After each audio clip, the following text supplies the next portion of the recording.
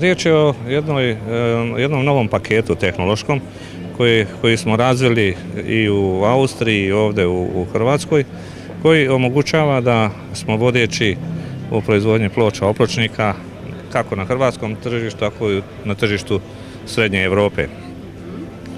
Gdje ste plasirali proizvode? Plasiramo i po Hrvatskoj, i po Austriji, u Poljskoj imamo, čućete iz prezentacije, imamo 21 tvornicu širom Europe, veliki smo koncerni, radimo stalno na unapređenju tehnologije.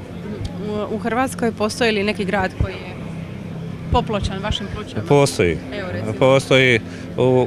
Recimo prvo što smo radili smo marinu Novigrad, to je negdje 15.000 kvadrata i na to smo ponosni, to je naš razvojni proizvod ovdje iz Hrvatske.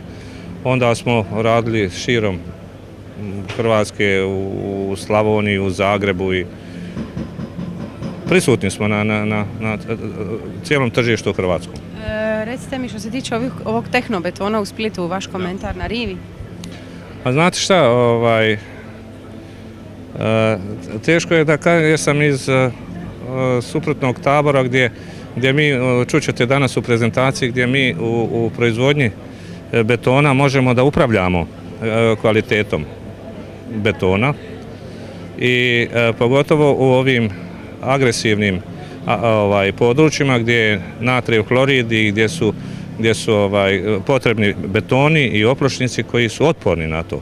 Ja sam sinoć šetao rivom i vidio sam na jedno 10-15 ploča da je to desilo se što se desilo i to će se dešavati. Mislim, to je neminovno. Na takav način ne može se napraviti beton koji će biti otporan na smrzavanje i na so. Zašto vas niste kontaktirali? Bili smo u kontaktima. Bio sam ja i sa arhitektom Begovićem, bio sam u Klagenfurtu, međutim formati su bili u pitanju i razumijem da su tako rješenje htjeli. Evo za kraj, vaš dojam o SAS-u, evo 16. SAS-u. SAS dolazimo tradicionalno ovdje i uvijek ćemo dolaziti. Dok god smo prisutni u Hrvatskoj, to je najemotivniji sajam koji imamo na područjima idemo i u Srbiju, idemo i ovdje, prisutni smo, ali SAS je SAS.